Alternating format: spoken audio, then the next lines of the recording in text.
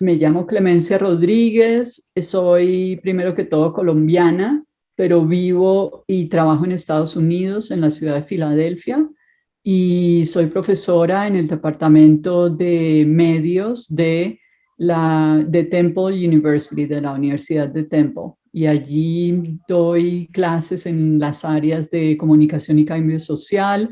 Soy además la directora de la maestría de medios, de estudios de medios.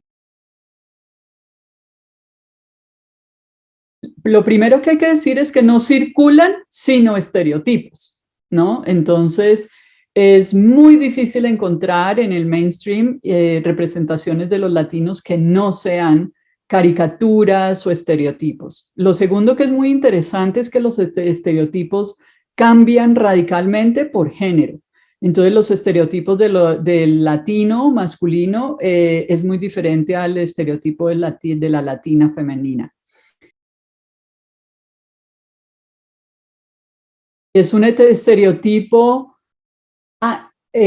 antiquísimo, o sea, va hasta los primeros años de Hollywood, por allá incluso cuando todavía no había películas con sonido. Ahí ya empiezan a aparecer los estereotipos del latino, en ese momento el mexicano, como bandido. Y es muy interesante, por ejemplo, en películas de Clint Eastwood, ver cómo la historia se tergiversa, pero de una forma absoluta. Entonces, hay películas de Clint Eastwood donde muestran la colonización de Texas después de la guerra que ganó Estados Unidos contra México, donde México perdió todo ese territorio que era California, Arizona, Nuevo México y Texas. Y, eh, y la, y claro, los mexicanos que vivían en esas áreas, de pronto les pasó la frontera por encima y quedaron viviendo en Estados Unidos. Y Estados Unidos empieza a mandar blancos para expropiar a los mexicanos y blanquear a Texas de todos esos mexicanos que habían quedado ahí. Y los mexicanos que tenían sus títulos de sus tierras, que habían estado en esas familias mexicanas desde tiempos de la colonia, empiezan a luchar contra los que les quieren, los blancos que les quieren robar las tierras. Pues en la película de Clint Eastwood aparece esta historia de la colonización de Texas, pero Clint Eastwood, el blanco, es el bueno y el mexicano es el malo. Mejor dicho, el ladrón que llega a expropiarte de tu tierra es el bueno, y el mexicano que tiene el título de la tierra lo retratan como un bandido. Entonces lo cambian, el mexicano que es el hacendado, elegante, el patrón, ¿no? Que ha estado la familia ahí desde tiempos de la colonia, que son respetados en su comunidad, lo representan es como un campesino, o sea, un mexicano sucio, maloliente, haraposo, zarrapastroso, que no se menciona en ningún momento que ellos son los dueños legítimos de la tierra, sino que están ahí estorbando a que los blancos lleguen a colonizar y a llevar la modernidad y el desarrollo. Bueno, entonces digamos que ahí surge ese primer bandido y ese bandido se va transformando, ¿no? Entonces después ya, por ejemplo, surge el bandido colombiano. Ya no es la tierra, digamos, el conflicto, el centro del conflicto con el bandido, sino es el narcotráfico. Entonces surge el bandido colombiano, surge luego el bandido de la Mara Salvatrucha, que es el último bandido, el bandido más reciente, que es el bandido tatuado, centroamericano, ¿no? De esos, en todas las eras, ha habido, el bandido es igualito, ¿no? Es zarrapastroso, violento, totalmente irracional, que no se le puede hablar, no maneja el lenguaje, sino es pura acción, no se puede razonar con el bandido, es una amenaza a la sociedad, no, todo eso. Como hacia la hipersexualidad. Entonces, Sofía Vergara, por ejemplo, en Familia Moderna, no sé cómo se llama en español, es el estereotipo típico, ¿no? Pero que también empieza con Dolores del Río, o sea, y con Carmen Miranda, por allá en los 40, o sea, son estereotipos que no han cambiado para nada desde los 40. El femenino es basado en un cuerpo que siempre es el mismo, con las mismas curvas, el pelo, siempre es el mismo cuerpo, el mismo pelo, los mismos aretes, el mismo hablado duro, y es una mujer que solo piensa, que solo existe en el mundo a través de su sexualidad, no existe de ninguna otra forma, ¿no? Ella es totalmente unidimensional, su humanidad se restringe a su sexualidad y la única meta en la vida es seducir y circulan, hay representaciones y hay narrativas mediáticas interesantes sobre las comunidades latinas y en general son producidas por latinos y por Latinx, ¿no? Por personas de la comunidad que tienen una perspectiva obviamente muy diferente porque crecieron en la comunidad. Entonces, por ejemplo, en este momento, ayer me enteré que en el verano 2021 se estrena en el cine la película de Lin-Manuel Miranda que se llama In the Heights. In the Heights es una narrativa de Lin-Manuel Miranda, no sé si reconocen aquí a Lin-Manuel Miranda, es el que hizo Hamilton, que ha sido el Broadway, el show de Broadway más famoso del planeta Tierra, ¿no? Entonces, Lin-Manuel Miranda había hecho otro show de Broadway hace años, que desafortunadamente pues los que lo vieron lo disfrutaron, pero de resto no hay YouTube, no hay nada. Yo me he pasado horas tratando de encontrarlo, porque Lin-Manuel Miranda creció en Washington Heights, que es un barrio al norte de Manhattan, un barrio totalmente dominicano, puertorriqueño, y el barrio está lleno de bodegas, que son estas tienditas de esquina donde pues la gente va a comprar de todo y se puede ir a comprar un plátano para hacer los plátanos fritos, se puede ir a comprar una cerveza, se puede ir a comprar a veces hasta una sopa de costilla o las cosas dominicanas, las cosas latinas. Entonces digamos que las bodegas son como el corazón del barrio. Y In the Heights, el show de Broadway que escribió Miranda y dirigió y actuó, y porque él siempre hace todo, es sobre una bodega. O sea, el personaje principal es el dueño de la bodega, pero claro, la historia se va en 100 direcciones porque está la chica de que vive en el barrio, que el dueño de la bodega, que es un chico joven, está enamoradísimo de ella, los papás de ella, los vecinos. Y entonces aparecen también los conflictos intercomunitarios, pero también toda la solidaridad que existe en esa comunidad, el goce, porque lo que pasa con esos barrios latinos, que es lo mismo que pasa cuando los medios internacionales llegan a Colombia o llegan a San Basilio de Palenque, lo único que ven es pobreza, ¿no? Entonces, es esa visión de pobrecitos, ¿no? Pero resulta que esos barrios, pues a uno le da, es cuando ve realmente cómo es la vida del barrio, a uno le das como envidia. Y uno quisiera que el barrio de uno fuera así, que la gente se conociera tanto y la gente pudiera contar los unos con los otros tanto y la gente bailara tanto y cantara tanto. Y entonces Lin-Manuel Miranda se ha dedicado a contrarrestar esas narrativas mediáticas sobre los barrios de las comunidades latinas que muestran que pobres, ¿no? Que no están, es un barrio pobre, ahí no pasa nada, sino los gangs y los narcotraficantes y el microtráfico y pare de contar. Entonces, digamos que hay una trayectoria de cine, televisión, producido, dirigido, escrito por Latinx, que va desde también tan vieja, la tradición de narrativas producidas por las Latinx es tan vieja como los estereotipos. Entonces, la primera película latina en Estados Unidos se llama I Am Joaquín, Yo Soy Joaquín, es bellísima, es muy precaria, es por allá de los 60,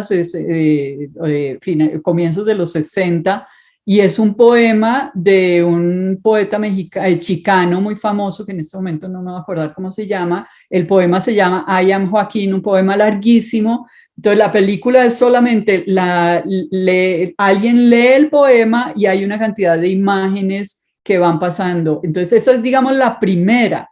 Y la última es la que abre ahora Lin-Manuel Miranda en el 2021, pero desde I Am Joaquín hasta In the Heights en 2021, pues está Montezuma Esparza con películas bellísimas como sobre migrantes, por ejemplo, El Norte, que es una película bellísima sobre una hermana y hermano indígenas guatemaltecos que migran al norte porque su familia y su comunidad ha sido arrasada por los paramilitares guatemaltecos, apoyados por la CIA y por el Departamento de Estado y por el FBI. Es toda esa guerra que hubo en Guatemala en los 70 y todo eso a partir de las dictaduras y todo eso. Entonces es una historia bellísima hecha por un director latino, ¿no? Montezuma Esparza. Está una que amo, así total, amor total, una película que se llama Zoot Suit, que dirige Luis Valdés. Luis Valdés viene más del teatro y es el que armó un grupo de teatro con los campesinos migrantes de las viñedas en California, que se llama el Teatro Campesino, que todavía está ahí, pero Luis Valdés incursionó en el cine un par de veces, entonces hizo La Bamba, que es una película muy buena, pero a mí la que siempre me ha tenido súper enamorada es Zoot Suit, que es una película que protagoniza Edward James Olmos, el Robert De Niro, el mero mero entre los actores latinex, y es una película que cuenta la historia es basada en hechos reales, como una pelea tenacísima que hubo durante la Segunda Guerra Mundial entre los Zoot Suiters, que eran latinos, chicanos, jóvenes, que estaban como comenzando un proceso de concientización política, dándose cuenta de que estaban siendo tratados como ciudadanos de segunda y todo eso. Y entonces eran como en contravía, en contra del gobierno y del Estado estadounidense, y se agarran con unos Marines. Y hay un muerto y a los chicanos los meten a la cárcel, y eso pasó en Los Ángeles. Entonces la película Zoot Suit recrea ese evento histórico, pero de una manera teatral, un performance maravilloso, con mucha música y una visión muy sofisticada y muy compleja de lo que es ser un joven chicano en Los Ángeles, y la familia chicana y la comunidad y las relaciones tan complejas con un Estado que te considera ciudadano de segunda, que te considera desechable casi, ¿no? Entonces, digamos que también hay todas ese cine, pero claro, eso es muy difícil de encontrar, o sea, no circula. Mis estudiantes, por ejemplo, no conocen, ¿no? Hasta que llegan a mi clase, incluso muchos estudiantes Latinx no conocen ese cine, no conocen esos programas, esas series de televisión, hasta que llegan a mi clase y yo les introduzco a todo eso, pero si no, es muy difícil de encontrar.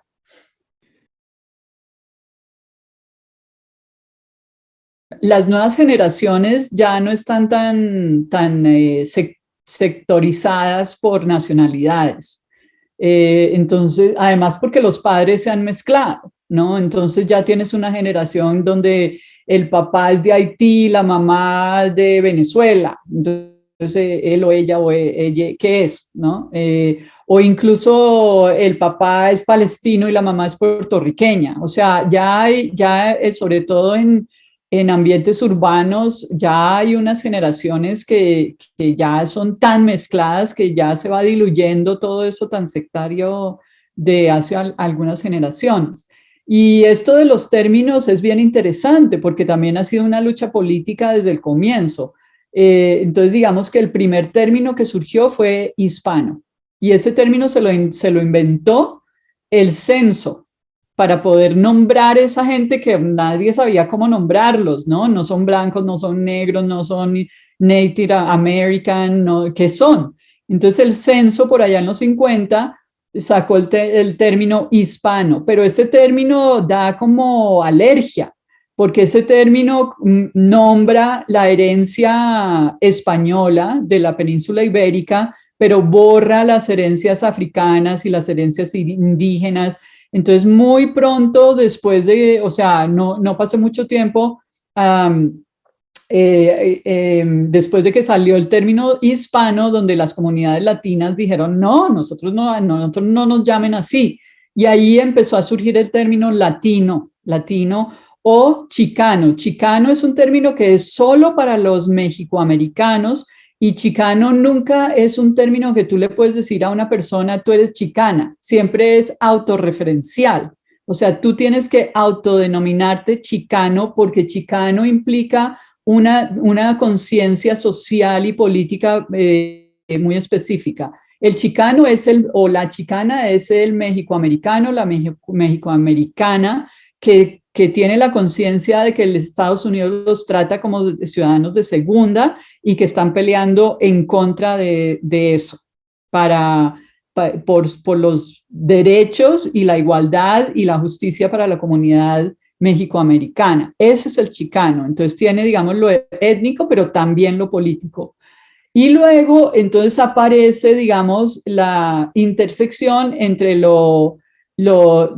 género, la tendencia sexual y la etnia, ¿no? Entonces, el problema es que el latino o latina, borra las personas que son no binarias, o sea, la persona que no es ni masculina ni femenina, y en las nuevas generaciones, bueno, y las viejas también, o sea, en Estados Unidos sí realmente es como una bola de nieve, que hay más y más y más y más personas que se consideran y se autodefinen como no binarias. Yo no soy ni masculina ni femenina, eso es un espectro y yo estoy por ahí en algún lugar en el medio, pero a mí, por favor, no me digan mujer, ni me llamen la, ni ella, ni me digan hombre, ni me digan él, ni él. Bueno, entonces, ¿qué pasa con latina, latino? Ahí es donde entra el dilema, porque latina, latino, pues obviamente no se les puede decir a las personas que son no binarias,